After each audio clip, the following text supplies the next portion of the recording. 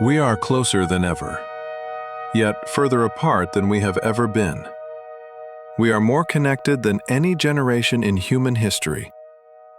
We send messages, we reply, we like, we react, we watch each other constantly. But there is a quiet question beneath all of this. Is this connection, or just the appearance of it? Let us start simply. Why did human connection exist in the first place? For survival, for understanding, for psychological safety. Being alone once meant danger. Being excluded meant death. So the human brain learned to treat connection as essential. But something has shifted. We did not replace loneliness. We replaced presence with reaction. Today, when we reach out, we are not waiting for someone to be there. We are waiting for a response, a signal, proof that we were noticed. And this is the first dark layer. We are no longer dependent on relationships. We are dependent on feedback. Likes, views, seen notifications, replies. The brain struggles to tell the difference between these signals and real validation. The same reward circuits activate, but the outcome is not the same. On the surface, everything looks alive. Underneath, something is wearing down. The second layer is empathy. Empathy requires time. It requires pause. It requires staying with discomfort. But modern platforms punish pause. They reward speed. Scroll, consume, move on. When suffering becomes content, pain turns into something we watch, not something we feel. We see more than ever, but we feel less. Not because people are heartless, but because the system makes feeling inefficient. And this creates a dangerous paradox. Loneliness inside constant interaction. Some people interact with hundreds of others every day. Messages, comments, reactions. Yet they have no safe conversation. No place where they can exist without performing. The mind is socially active. The psyche is isolated.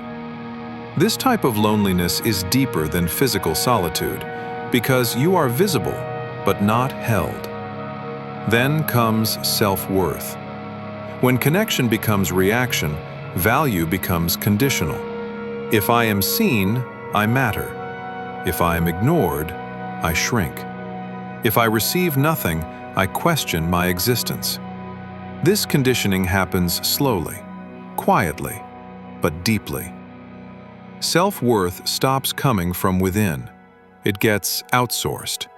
And anything outsourced is unstable. Then silence disappears.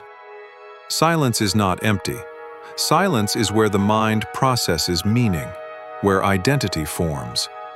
But silence now feels threatening. Every empty moment must be filled, and when it is not, anxiety steps in.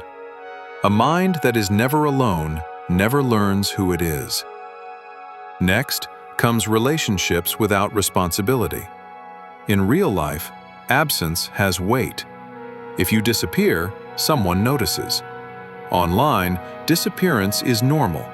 Unfollow, block, seen without reply. These behaviors train the psyche. They teach us that connection is disposable, that people are optional, that withdrawal has no consequence, and slowly, trust erodes. Then there is comparison.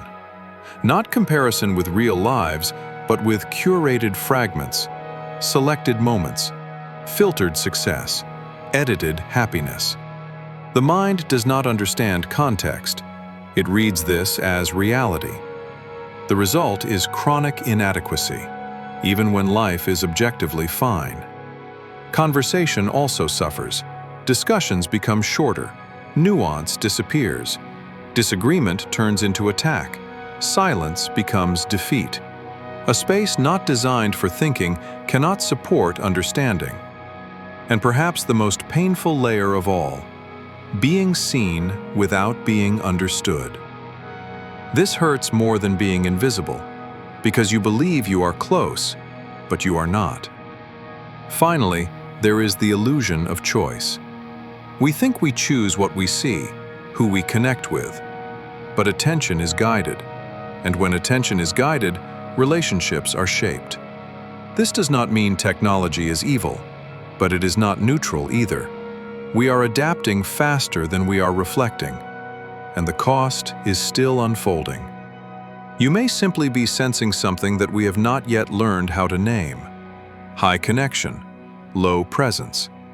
And perhaps the real question is not how much we communicate, but how often we truly show up.